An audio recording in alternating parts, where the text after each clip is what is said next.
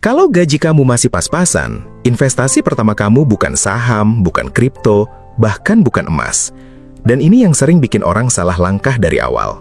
Karena gini, banyak orang begitu dengar kata investasi, pikirannya langsung lari ke sesuatu yang kelihatan keren. Saham, kripto, emas, reksadana, obligasi, properti, atau yang lebih ekstrim lagi, bro, beli koin ini sekarang, nanti 10 tahun lagi pensiun muda. Kedengarannya enak banget kan? Masalahnya, hidup orang dengan gaji UMR itu nggak sesimpel spreadsheet motivasi di internet. Di atas kertas, gampang banget ngomong, sisihkan 20% dari penghasilan untuk investasi. Tapi di dunia nyata, gaji masuk tanggal 25, tanggal 26 bayar kos, tanggal 27 bayar cicilan motor, tanggal 28 transfer ke orang tua, tanggal 29 bayar paket internet, listrik, skincare, bensin, makan, dan tiba-tiba saldo tinggal segitu-gitu aja. Belum lagi kalau ada temen ngajak nongkrong, belum lagi kalau sepatu kerja udah jebol, belum lagi kalau motor tiba-tiba harus servis, belum lagi kalau ada undangan nikahan yang amplopnya nggak bisa diisi pakai doa doang. Dan di tengah kondisi kayak gitu, kamu buka Instagram, TikTok, YouTube, lalu lihat orang ngomong, kalau kamu nggak investasi dari sekarang, kamu bakal miskin selamanya. Duh, bukannya termotivasi, kadang malah makin stres. Akhirnya banyak orang gaji UMR mulai investasi bukan karena paham, tapi karena takut ketinggalan. Takut nggak kaya, takut masa depan suram, takut dianggap nggak melek finansial, takut kalah sama teman yang upload portofolio hijau. Dan dari rasa takut itulah, keputusan finansial yang paling berbahaya sering dimulai. Kamu beli saham karena orang lain beli, kamu masuk kripto karena katanya lagi mau naik, kamu beli emas karena katanya aman, kamu ikut reksadana karena influencer bilang cocok buat pemula, padahal kamu sendiri belum tahu. Uang yang kamu pakai itu sebenarnya uang dingin atau uang buat bertahan hidup minggu depan? Nah, ini yang jarang banget dibahas. Investasi itu bukan cuma soal produk apa yang paling cuan. Investasi itu soal urutan. Dan orang gaji UMR itu bukan nggak bisa investasi. Justru bisa. Tapi urutannya harus beda. Karena kalau urutannya salah, investasi yang harusnya bikin kamu lebih tenang malah berubah jadi sumber stres baru. Bayangin gini, kamu punya gaji 3,5 juta sebulan. Setelah bayar kos, makan, transport, pulsa, bantu orang tua dan kebutuhan lain, sisa bersih kamu cuma 300 ribu. Lalu kamu dengar ada orang bilang, investasi itu harus dipaksa, kalau nunggu sisa nggak bakal mulai. Kedengarannya benar, akhirnya kamu paksa 300 ribu itu masuk ke saham. Bulan pertama semangat, bulan kedua semangat, bulan ketiga saham turun 15%. Kamu mulai panik. Bukan karena sahamnya turun doang, tapi karena uang itu sebenarnya uang yang kamu butuhkan kalau tiba-tiba ban motor bocor, kalau obat habis, kalau ada kebutuhan darurat. Akhirnya, kamu jual rugi. Terus kamu bilang, investasi itu bohong, investasi cuma buat orang kaya. Padahal masalahnya bukan investasinya, masalahnya kamu masuk ke pintu yang salah. Hehe, ini kayak kamu mau naik gunung tapi baru sampai base camp udah disuruh lari ke puncak. Ya capek, ya ngos-ngosan, ya pengen turun lagi. Nah, di video ini, gue pengen ajak kamu mikir pelan-pelan. Bukan soal investasi yang paling keren, bukan soal instrumen yang paling viral, tapi soal investasi pertama yang paling masuk akal buat kamu yang gajinya masih pas-pasan. Karena buat orang dengan gaji besar, salah investasi mungkin cuma jadi pelajaran. Tapi buat orang dengan gaji UMR, salah investasi bisa bikin makan akhir bulan jadi mikir 2 kali. Dan itu beda banget tekanannya. Makanya, sebelum ngomong soal saham, kripto, emas, atau reksadana, kita harus mulai dari pertanyaan yang lebih dasar. Sebenarnya, masalah utama orang gaji UMR itu kurang investasi atau kurang ruang napas? Coba jujur, banyak orang bukan nggak mau nabung, bukan nggak mau investasi, bukan nggak mau hidup lebih teratur. Tapi uangnya tuh kayak selalu habis duluan. Baru aja gajian, udah ada yang nunggu. Tagihan nunggu, cicilan nunggu, keluarga nunggu, temen ngajak nongkrong, marketplace ngasih promo, makanan enak lewat di depan mata. Dan otak kamu bilang, ya udahlah, hidup juga butuh dinikmati. Benar, hidup memang butuh dinikmati. Tapi masalahnya, kalau semua kesenangan kecil hari ini dibayar dengan kecemasan besar di akhir bulan, itu bukan menikmati hidup. Itu cuma menunda panik. Haha, pahit ya. Tapi banyak dari kita pernah ada di fase itu. Fase di mana saldo rekening dicek berkali-kali.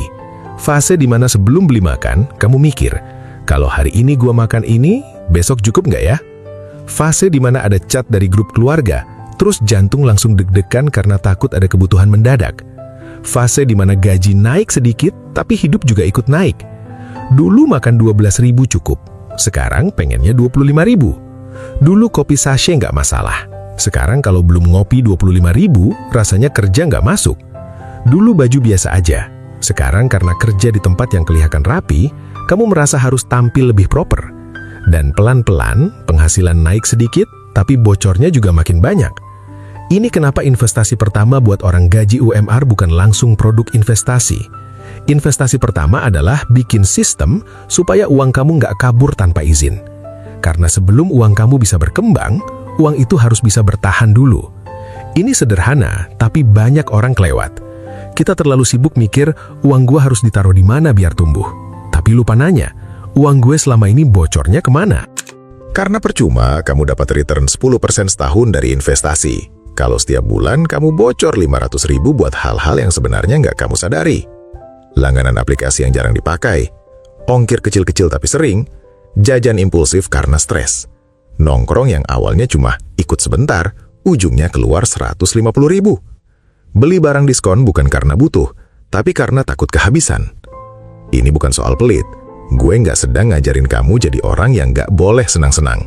Justru kebalikannya, gue pengen kamu bisa senang-senang tanpa dihantui rasa bersalah. Dan itu cuma bisa terjadi kalau kamu tahu batasnya. Makanya, buat orang gaji UMR, investasi pertama yang paling penting adalah kesadaran arus uang. Bahasa gampangnya, kamu harus tahu uang kamu masuk berapa, keluar kemana, dan sisa realistisnya berapa. Bukan kira-kira, bukan pakai perasaan, bukan. Kayaknya bulan ini gue hemat deh. Karena perasaan soal uang itu sering bohong. Kamu merasa cuma jajan sedikit, tapi kalau dicatat, ternyata seminggu habis 200.000. Kamu merasa cuma beli kopi sesekali, tapi kalau dikumpulin, sebulan bisa 400.000. Kamu merasa cuma check out barang murah, tapi 39.000 dikali 10 kali, ya tetap jadi 390.000. Nah, di sini banyak orang mulai sadar. Masalahnya bukan gaji kecil doang.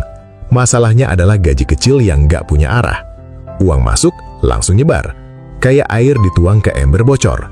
Kamu capek ngisi, tapi nggak pernah penuh. Dan lucunya, banyak orang langsung cari ember yang lebih besar. Mereka mikir, kalau gaji gue 7 juta, hidup gue pasti aman.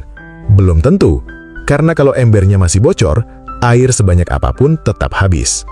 Makanya, ada orang gaji 3 juta stres, tapi ada juga orang gaji 15 juta tetap stres. Beda nominal, sama pola.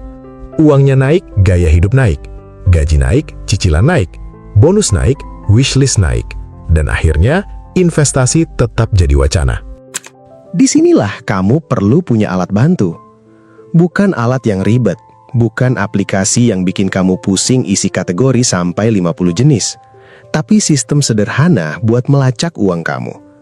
Misalnya financial tracker. Kamu catat pemasukan, pengeluaran wajib, cicilan, tabungan, investasi, dan pengeluaran bocor yang sering gak kerasa. Gak harus sempurna, yang penting kelihatan. Karena sesuatu yang kelihatan bisa dikendalikan. Sesuatu yang gak kelihatan biasanya diam-diam nguasain hidup kamu. Nanti kalau kamu butuh template yang simple, gue taruh financial tracker di link deskripsi video ini. Kamu bisa pakai buat mulai lihat pola uang kamu sendiri, bukan pola uang orang lain. Karena ini penting banget. Jangan pakai strategi investasi orang yang penghasilannya 50 juta sebulan kalau kondisi kamu masih berjuang buat nyisihin 200.000. Bukan karena kamu nggak mampu, tapi karena medan tempurnya beda. Orang yang punya sisa uang 20 juta sebulan bisa eksperimen. Bisa rugi sedikit, masih aman. Bisa beli saham turun, santai. Bisa hold kripto anjlok, masih bisa makan enak. Tapi kalau sisa uang kamu cuma 300.000, setiap keputusan punya beban emosi yang lebih besar. Dan dalam investasi, emosi itu musuh terbesar. Bukan market, bukan harga turun, bukan berita negatif, tapi panik, takut, serakah, FOMO.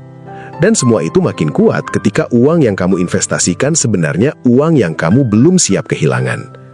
Makanya sebelum kamu tanya, investasi apa yang cocok buat pemula? Tanya dulu, gue sudah punya ruang aman belum? Ruang aman ini bukan berarti kamu harus punya dana darurat 1-12 bulan baru boleh investasi. Gak gitu juga. Kalau nunggu sempurna nanti nggak mulai-mulai. Tapi minimal kamu punya bantalan kecil. Misalnya target pertama bukan langsung investasi besar. Target pertama punya dana aman 500.000. Lalu 1 juta. Lalu 2 juta. Pelan-pelan. Kelihatannya kecil. Iya. Tapi buat orang yang sebelumnya saldo selalu habis, punya 1 juta yang gak disentuh itu perubahan mental yang besar banget. Karena untuk pertama kalinya, kamu merasa punya jarak antara masalah dan kepanikan. Ban bocor, ada uang. Sakit ringan, ada uang.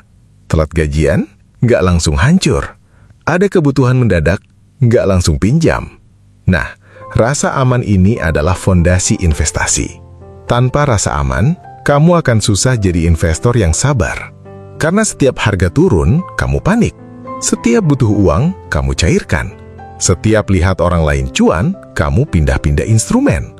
Akhirnya, bukan investasi, tapi lompat-lompat karena gelisah. Haha, dan ini sering banget kejadian. Hari ini beli reksadana. Besok lihat saham naik, pindah saham. Lusa lihat kripto hijau, masuk kripto. Minggu depan kripto merah, balik emas. Sebulan kemudian bingung sendiri.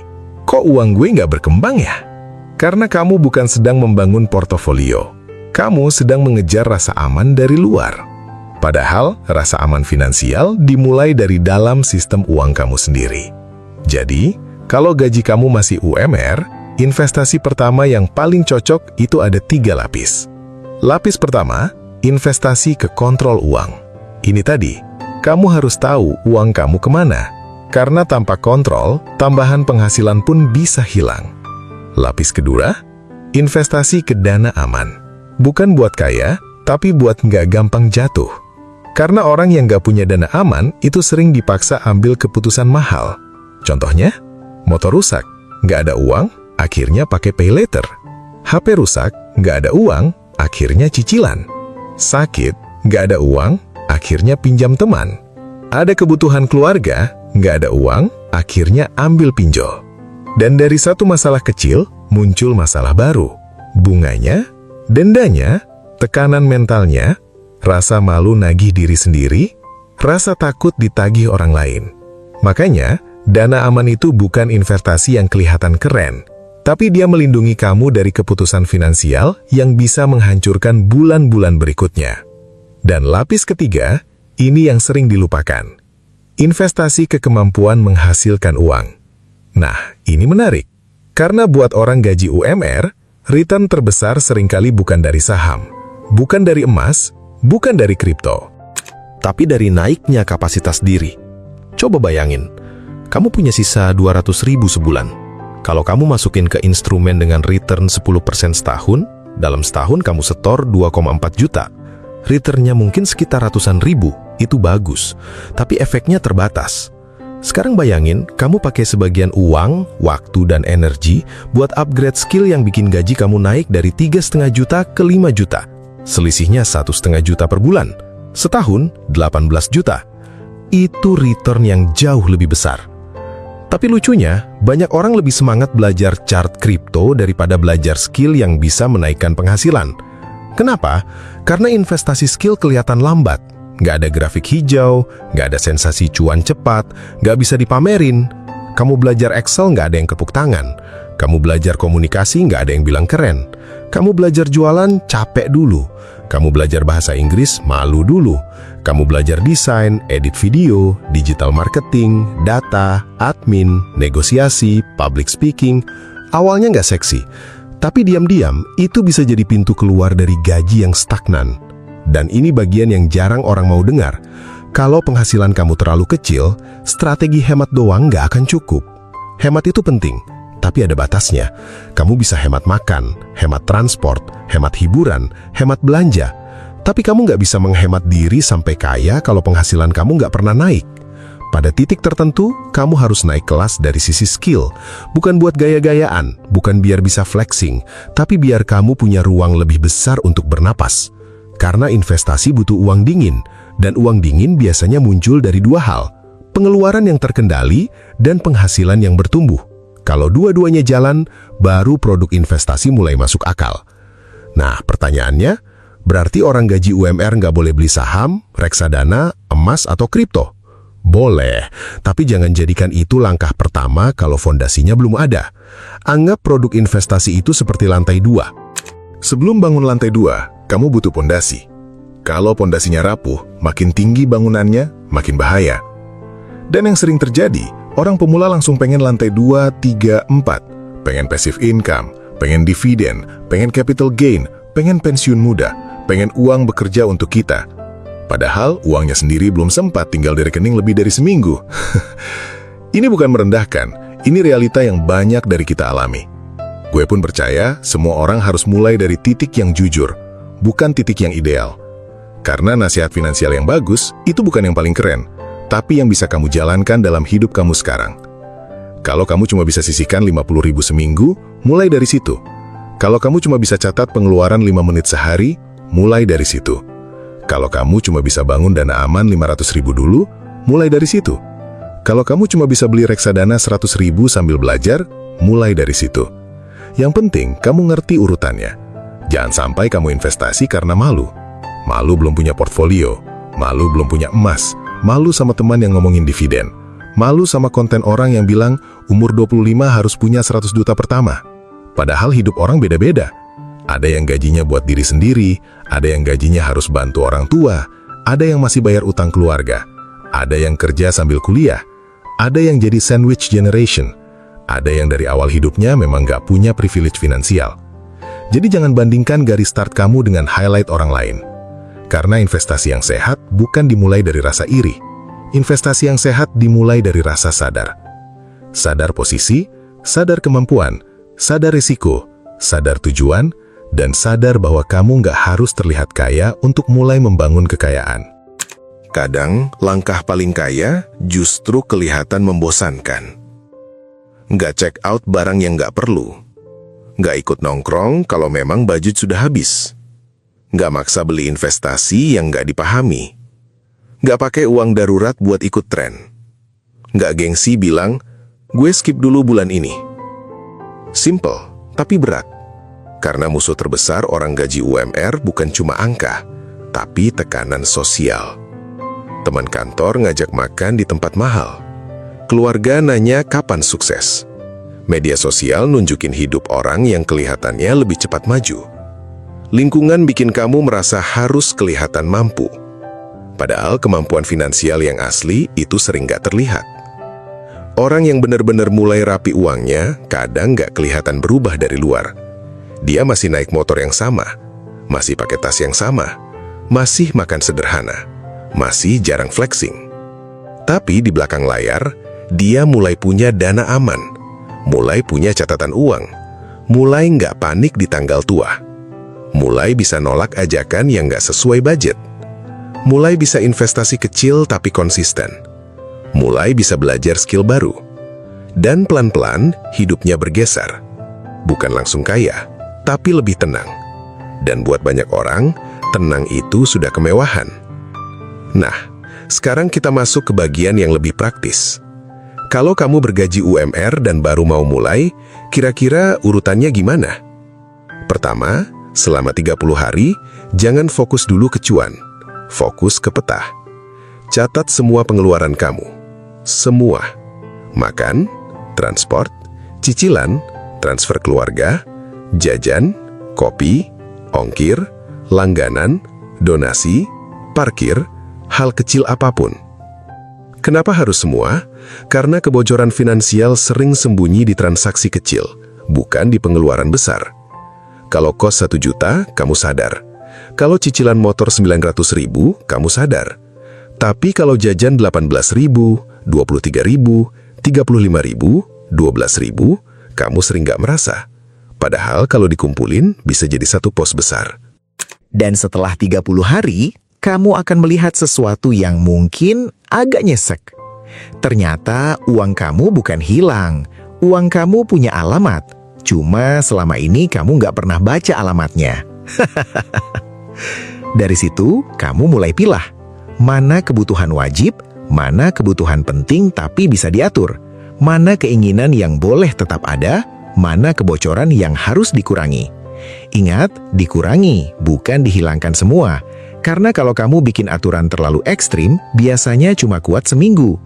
Misalnya kamu bilang, mulai bulan ini gue nggak akan jajan sama sekali. Hari pertama kuat, hari kedua kuat, hari ketiga mulai gelisah. Hari keempat lihat ayam geprek sambal ijo, runtuh semua pertahanan. Akhirnya bukan cuma beli ayam geprek, tapi sekalian es kopi, gorengan, dessert, dan bilang, udahlah sekalian gagal. Makanya jangan ekstrim, bikin sistem yang manusiawi. Kamu tetap boleh jajan tapi ada batas, tetap boleh nongkrong tapi ada budget, tetap boleh beli sesuatu tapi masuk rencana.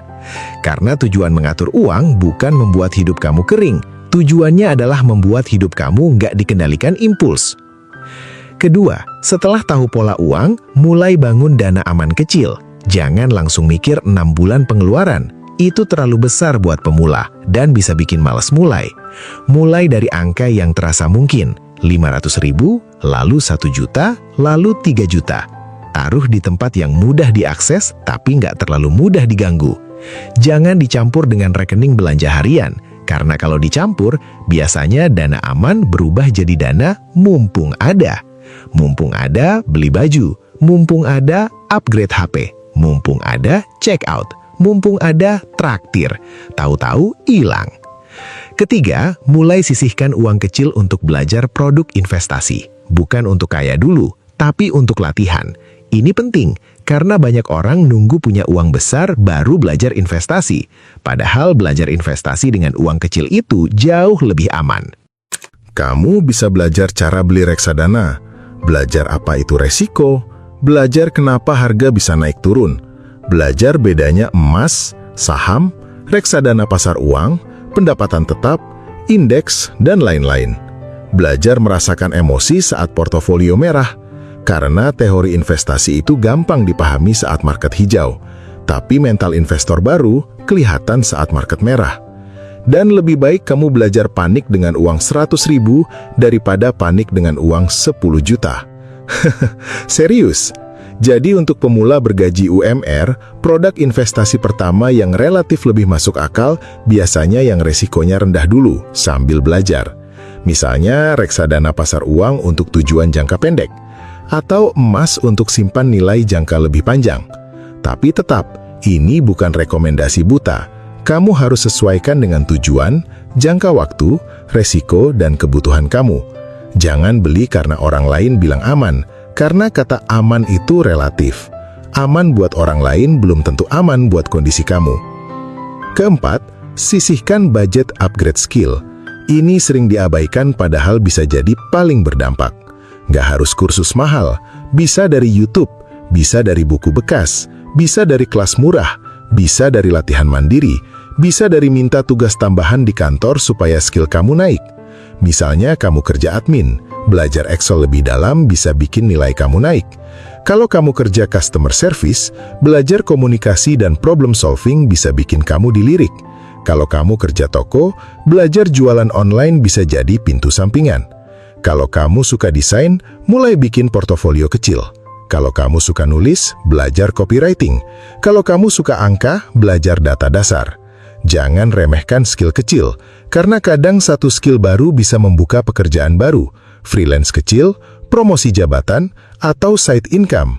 Dan side income 500.000 sebulan buat orang gaji UMR, itu besar. Itu bisa jadi dana aman, bisa jadi modal belajar, bisa jadi investasi rutin, bisa jadi napas tambahan. Nah, dari sini kamu mulai lihat pola besarnya.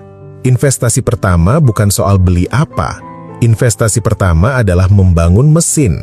Mesin yang bikin uang kamu nggak bocor. Mesin yang bikin kamu punya bantalan. Mesin yang bikin penghasilan kamu bisa naik. Baru setelah mesin itu mulai jalan, produk investasi jadi bahan bakar berikutnya. Dan ini kenapa banyak orang yang langsung lompat ke saham atau kripto akhirnya kecewa. Mereka berharap produk investasi menyelamatkan hidup finansial mereka.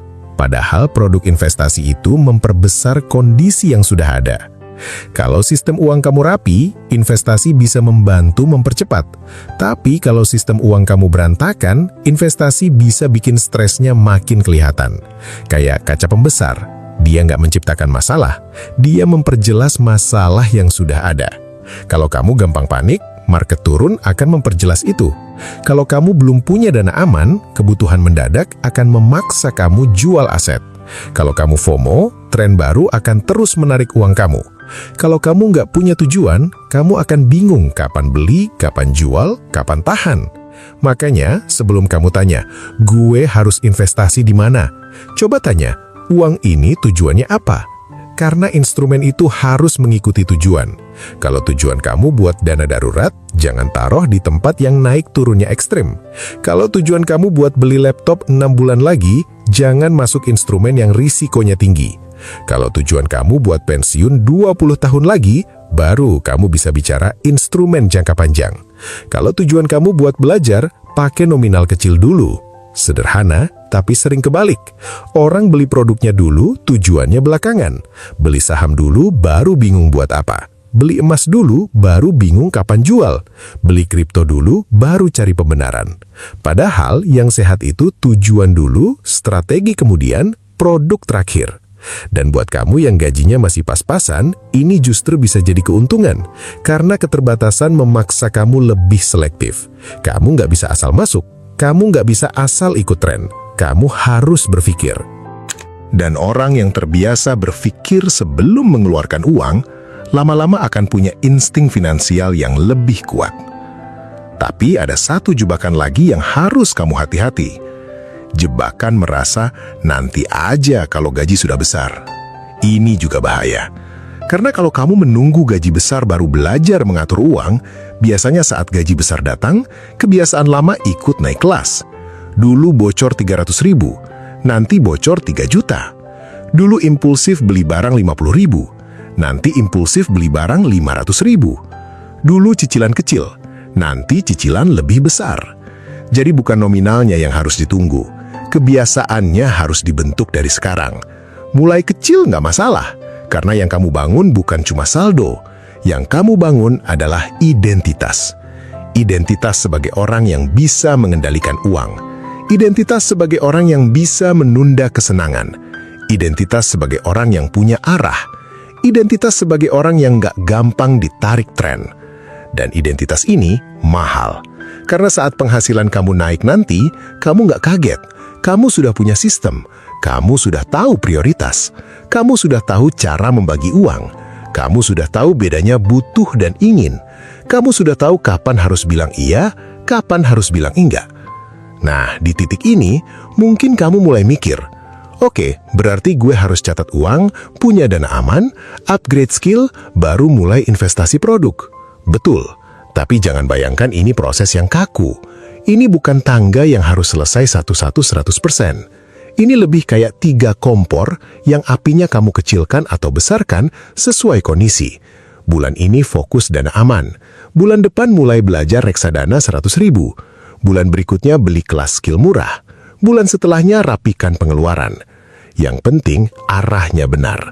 Karena dalam finansial pribadi, konsistensi kecil yang realistis sering mengalahkan rencana besar yang cuma kuat 3 hari. Dan nanti, setelah fondasi kamu mulai terbentuk, baru kita bisa bahas pertanyaan yang lebih dalam. Kalau sisa uang cuma 100.000, 300.000, atau 500.000 sebulan, pembagiannya gimana? Berapa buat dana aman? Berapa buat investasi? Berapa buat upgrade skill? Berapa yang masih boleh dipakai senang-senang tanpa rasa bersalah? Karena ini bagian yang paling sering bikin orang bingung. Mereka tahu harus mulai, tapi nggak tahu angka praktisnya. Dan kalau angka ini salah, kamu bisa terlalu pelit sampai hidup terasa tersiksa, atau terlalu longgar sampai tujuan finansial nggak pernah jalan. Nah, di bagian berikutnya, kita bakal bedah skenario paling realistis buat gaji UMR. Bukan teori orang kaya, bukan simulasi yang terlalu indah, tapi skenario yang benar-benar bisa dipakai orang yang tiap bulan masih harus mikirin makan, kos, cicilan, keluarga, dan masa depan sekaligus. Nah, di bagian berikutnya, kita bakal bakal bedah skenario paling realistis buat gaji UMR, bukan teori orang kaya, bukan simulasi yang terlalu indah, tapi skenario yang benar-benar bisa dipakai orang yang tiap bulan masih harus mikirin makan, kos, cicilan, keluarga, dan masa depan sekaligus. Sekarang pertanyaannya, kalau kamu baru mulai, investasi yang aman dulu itu sebenarnya apa? Karena kata aman ini sering banget disalahpahami. Banyak orang mikir aman berarti pasti untung, padahal nggak gitu. Dalam dunia keuangan, aman itu bukan berarti nggak ada resiko sama sekali. Aman itu berarti resikonya kamu pahami, sesuai dengan tujuan kamu, dan kalau terjadi sesuatu, hidup kamu nggak langsung berantakan. Nah, buat orang gaji UMR, ini penting banget, karena kamu nggak punya ruang terlalu besar buat eksperimen yang sembrono. Kalau orang dengan penghasilan besar salah masuk instrumen, dia mungkin cuma bilang, ya udah, namanya juga belajar. Tapi kalau sisa uang kamu cuma 300.000 sebulan, salah langkah bisa bikin kamu mikir, besok makan apa ya? Beda level stresnya. Makanya, sebelum ngomongin investasi yang bisa bikin uang berkembang, kita harus ngomongin investasi yang bisa bikin kamu bertahan dulu. Dan yang pertama adalah dana darurat. Ini memang kedengarannya membosankan. Nggak sekeren saham, nggak seviral kripto, nggak seestetik emas batangan. Tapi, dana darurat itu kayak rem di kendaraan. Kamu mungkin nggak pamer rem mobil ke orang-orang, tapi begitu ada bahaya di depan, rem itu yang nyelamatin kamu. Keuangan pribadi juga gitu. Dana darurat bukan buat bikin kamu kaya. Dana darurat buat mencegah kamu jatuh lebih dalam. Karena hidup tuh suka bercanda dengan cara yang nggak lucu. Pas kamu baru mau mulai nabung, tiba-tiba motor rusak. Pas kamu baru merasa bulan ini aman, tiba-tiba HP error. Pas kamu baru mau investasi, tiba-tiba keluarga butuh bantuan. Pas kamu baru semangat hemat, tiba-tiba badan drop dan harus beli obat. Kalau nggak ada dana darurat, masalah kecil bisa berubah jadi utang. Dan ini yang bahaya, karena banyak orang sebenarnya nggak miskin karena satu kejadian besar. Mereka pelan-pelan kewalahan karena banyak kejadian kecil yang nggak disiapkan. Motor bocor, bayar pakai paylater, telat bayar, kena denda, butuh uang lagi, pinjam lagi, gali lubang, tutup lubang. Akhirnya, uang bulan depan sudah habis bahkan sebelum gajian datang. Nah, dana darurat itu memutus rantai ini. Minimal kamu punya uang yang bisa kamu pakai saat hidup tiba-tiba ngajak ribut. Kalau kamu masih mulai dari nol, jangan langsung target dana darurat 6 bulan. Itu bagus, tapi bisa terasa terlalu jauh. Mulai dari target kecil, misalnya 500.000 dulu. Setelah itu 1 juta, lalu 2 juta, lalu 3 juta. Pelan-pelan. Karena buat orang yang selama ini saldo selalu habis, punya dana aman 1 juta aja itu rasanya beda. Ada perasaan, oke, gue belum kaya, tapi gue nggak kosong-kosong amat. Dan perasaan itu penting. Karena dalam finansial, rasa tenang bisa bikin keputusan kamu lebih waras. Kamu nggak gampang panik, nggak gampang pinjem, nggak gampang jual aset, nggak gampang ikut tren cuma karena takut ketinggalan. Setelah dana darurat mulai kebentuk, baru kita masuk ke instrumen yang risikonya relatif lebih rendah. Salah satunya reksadana pasar uang. Nah, buat pemula, reksadana pasar uang sering jadi pintu masuk yang lebih ramah. Kenapa? Karena biasanya pergerakannya nggak sebrutal saham atau kripto. Uangnya dikelola di instrumen yang cenderung lebih stabil, seperti deposito dan surat utang jangka pendek. Tapi tetap ya, ini bukan berarti pasti untung setiap hari. Bukan berarti bebas risiko total. Dan bukan berarti semua produk reksadana pasar uang pasti sama bagusnya. Kamu tetap harus lihat legalitas platformnya, pahami produknya, baca detailnya, dan jangan asal klik cuma karena tampilannya hijau. Ini penting, karena banyak pemula bukan rugi karena produknya jelek, tapi karena dia nggak ngerti apa yang dia beli. Dia cuma lihat kata aman, terus masuk, tanpa tahu tujuan, tanpa tahu kapan uang itu mau dipakai, tanpa tahu resikonya. Padahal, produk keuangan itu kayak kendaraan. Motor, mobil, bus, kereta, pesawat, semuanya bisa berguna. Tapi tergantung kamu mau kemana. Kalau kamu mau ke warung depan gang, ngapain naik pesawat? Kalau kamu mau lintas pulau, masa jalan kaki? Sama, Kalau tujuan kamu cuma menyimpan uang untuk kebutuhan 3 bulan lagi, jangan masuk ke instrumen yang naik turunnya ekstrim. Kalau tujuan kamu jangka panjang 10-20 tahun, baru kamu bisa mulai belajar instrumen yang lebih agresif. Jadi urutannya bukan mana yang paling cuan, tapi tujuan gue apa, jangka waktunya berapa lama, dan risiko apa yang sanggup gue hadapi. Ini pertanyaan sederhana, tapi bisa menyelamatkan kamu dari banyak keputusan impulsif. Sekarang, selain reksadana pasar uang, banyak orang Indonesia juga suka emas. Dan emas ini menarik, karena dari dulu kita sering dengar nasihat, kalau ada uang, beli emas. Orang tua kita banyak yang percaya sama emas. Bukan tanpa alasan. Emas memang punya sejarah panjang sebagai penyimpan nilai.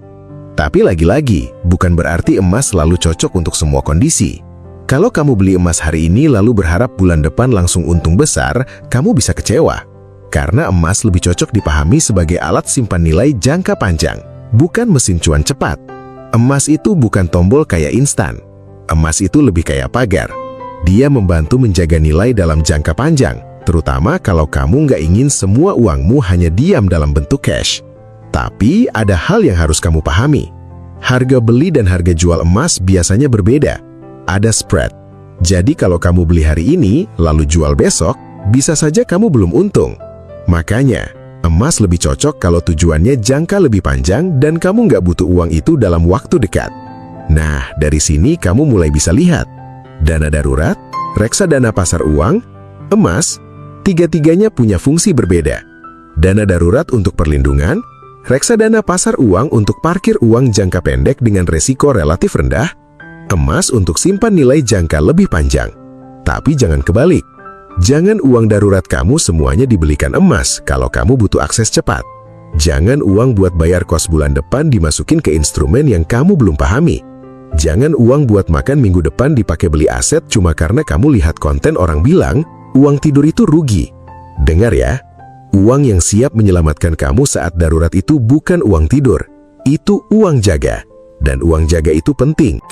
Kadang kita terlalu obsesi membuat semua uang bekerja, sampai lupa sebagian uang harus siap berjaga. Karena hidup nggak selalu ngasih pemberitahuan dulu sebelum ngasih masalah. Ya kan? Makanya, buat pemula bergaji UMR, strategi yang realistis bisa kayak gini. Pertama, pastikan kebutuhan wajib aman. Makan, tempat tinggal, transport, cicilan yang memang harus dibayar, bantuan keluarga kalau ada. Kedua, sisihkan dana darurat kecil. Gak harus besar, yang penting mulai. Ketiga, kalau masih ada sisa, baru mulai belajar instrumen rendah resiko dengan nominal kecil. Misalnya 50.000, 100.000, atau 200.000. Bukan buat gaya-gayaan, bukan buat pamer screenshot, tapi buat latihan membangun kebiasaan. Karena kebiasaan investasi itu lebih penting daripada nominal awalnya. Orang yang bisa konsisten 100.000 per bulan hari ini, nanti saat penghasilannya naik, dia lebih siap konsisten 1 juta per bulan. Tapi orang yang belum punya kebiasaan, walaupun tiba-tiba gajinya naik, uangnya tetap bisa hilang entah kemana. Makanya, jangan remehkan nominal kecil. 50.000 yang konsisten lebih kuat daripada rencana 5 juta yang cuma jadi niat. Dan disinilah financial tracker tadi jadi penting. Karena kamu nggak akan tahu nominal realistis kalau kamu nggak tahu pola uangmu. Jangan cuma nebak, kayaknya gue bisa investasi 500.000. Tapi begitu jalan, ternyata 500.000 itu bikin kamu kekurangan di minggu ketiga. Akhirnya kamu cairkan. Terus merasa gagal. Padahal bukan kamu gagal, angkanya aja yang belum realistis. Makanya catat dulu, lihat dulu, baru atur.